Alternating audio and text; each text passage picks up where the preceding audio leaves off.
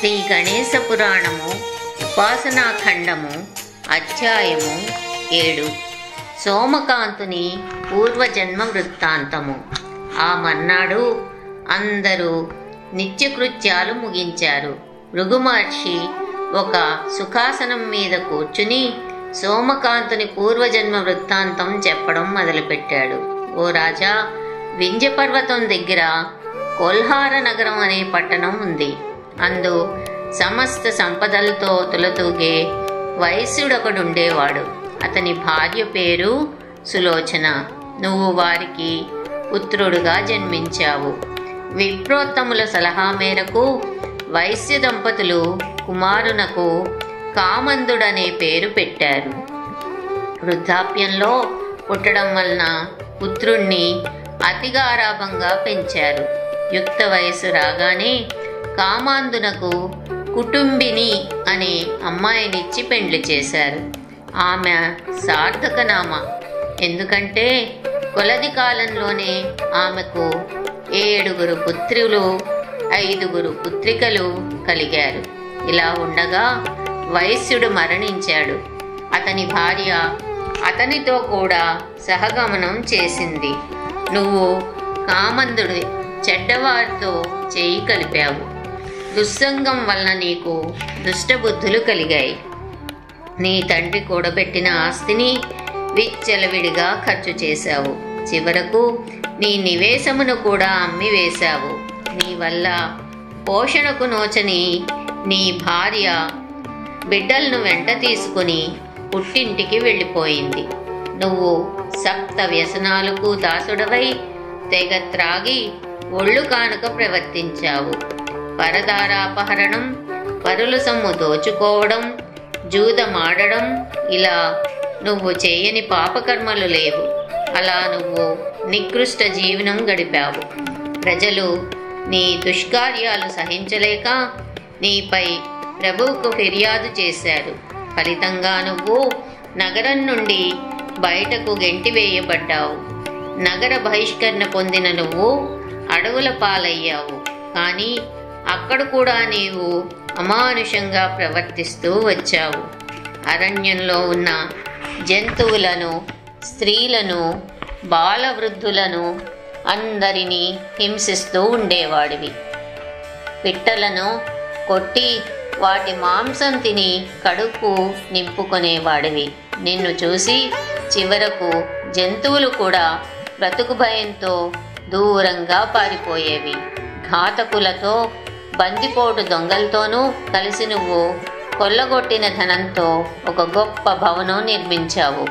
నీ దుర్మార్గమునకు భయపడి నీ మామ నీ ఆజ్ఞ మేరకు తిరిగి నీ భార్యాపుత్రులను నీ దగ్గరికి పంపివేశాడు. నువ్వు నీ పత్ని పుత్రులతో కలిసి సకల సంపదలను అనుభవిస్తూ వచ్చావు.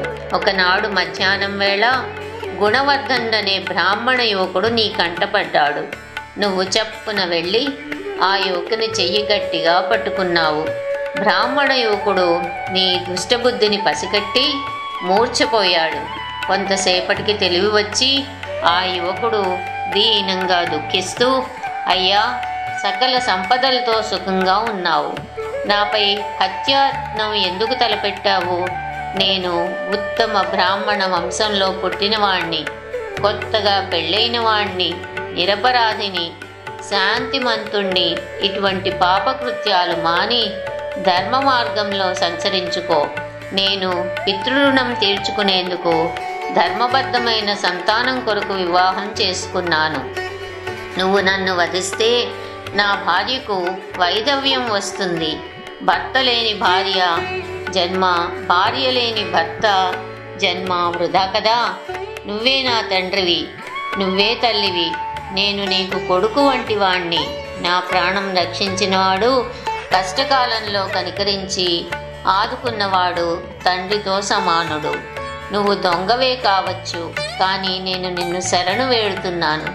నేను బ్రాహ్మణుడను, శాంతి స్వభావుడను, శరణాగతుడను. నన్ను కరుణించి నన్ను విడిచిపెట్టు. ఇంతగా వేడుకుంటున్నా. నువ్వు నన్ను విడవ్వా. 1000 కల్పాలైనా సరే మహానరకాన్ని అనుభవిస్తావు. నీ నేస్తులు గాని, నీ భార్యాపుత్రులు గాని నువ్వు తెచ్చేది, నువ్వు ఇచ్చేది మాత్రము అనుభవిస్తారు. కానీ నీ పాపాన్ని వారు పంచుకోరు సుమా. ఈ పాపాలన్నీ అనుభవించడానికి నువ్వు ఎన్ని జన్మలు ఎత్తాలో చెప్పలేము, ఊహించలేము.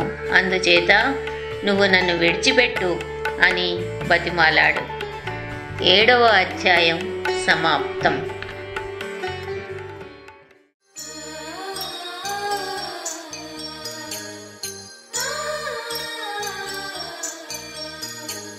శ్రీ గణేశ పురాణము ఉపాసనాఖండము 8వ అధ్యాయము సోమకాంతుని గత జన్మ చరిత్ర.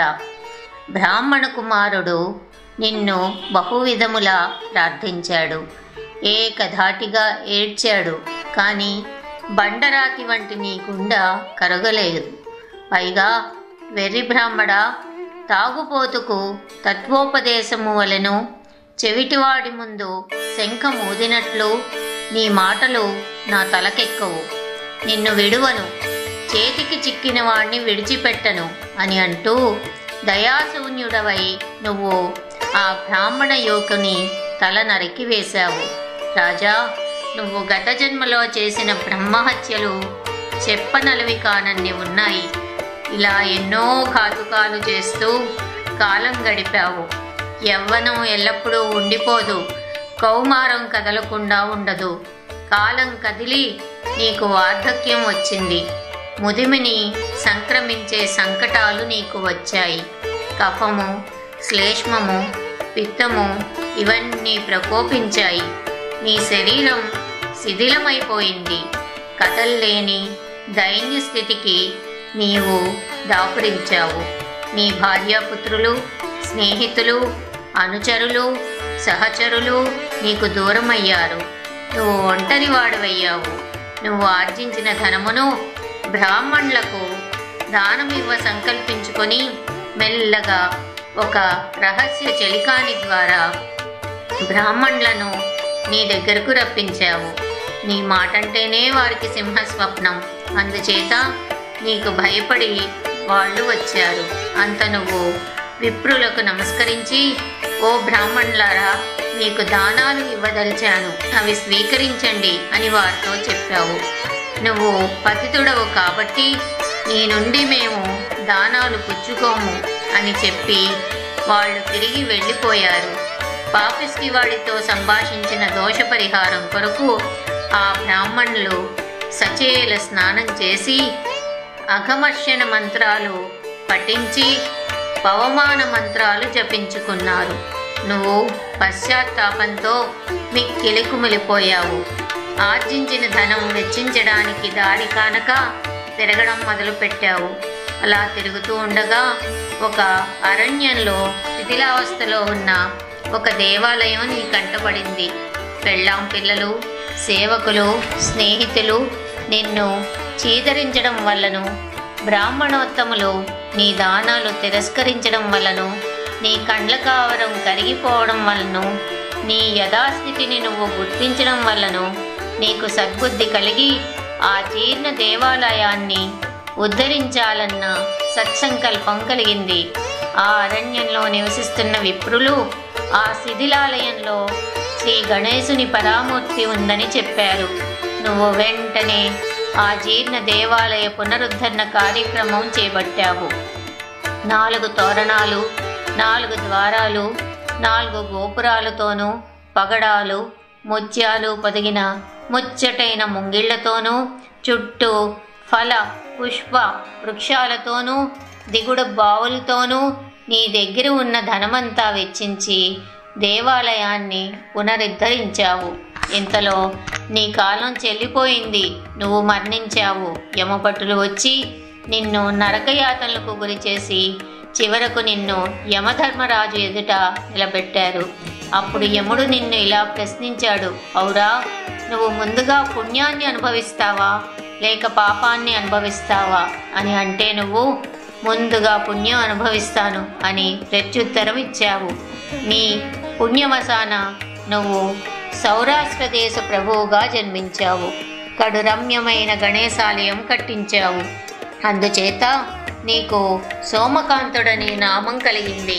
రాజా, ఇది నీ పూర్వజన్మ వృత్తాంతము. శరణాగతుడవై నా దగ్గరికి వచ్చావు. నీపై జాలికొని నా తప ప్రభావంతో నీ గత చరిత్రను నేను చెప్పాను అని భృగు మహర్షి సోమకాంతునికి ఈ వృత్తాంతం అంతా చెప్పారు. సోమకాంతుడు మహర్షితో, మహర్షి, ఇదంతా వాస్తవమేనా అని అడిగారు. ఆయనకి ఎన్నో సందేహాలు, సంశయాలు కలిగాయి. వేద శాస్త్ర పారంగతుడు, త్రికాలవేది, ఋషి పుంగవుడు అయిన భృగు మహర్షి శరీరం నుండి పక్షుల గుంపు ఒకటి బయటపడి రాజు శరీరమును పొడవడం మొదలుపెట్టాయి. అతని శరీరంపై గల మాంసం పీక్కుని తినడం ఆరంభించాయి. ఆ బాధ తట్టుకోలేక రాజు కుయ్యో మొర్రో అంటూ మహర్షి కాళ్లపై పడి, మహర్షి వైతయా, నన్ను క్షమించండి, మీరే నాకు శరణు, మీకు శరణాగత వత్సలుడను నేను, నన్ను రక్షించండి అని వేడుకున్నాడు. అంత భృగు మహర్షి, రాజా, నీకు నా మాట యందు నమ్మకం లేకపోవడం చేత నీకు దుర్గతి పట్టింది. దానికి నేను పరిహారం చేస్తాను, భయపడకు అని చెప్పి మహర్షి హూంకరించేసరికి పక్షులన్నీ మాయమయ్యాయి. రాజు మహర్షికి కృతజ్ఞతలు తెలుపుకున్నాడు. 8వ అధ్యాయం సమాప్తం.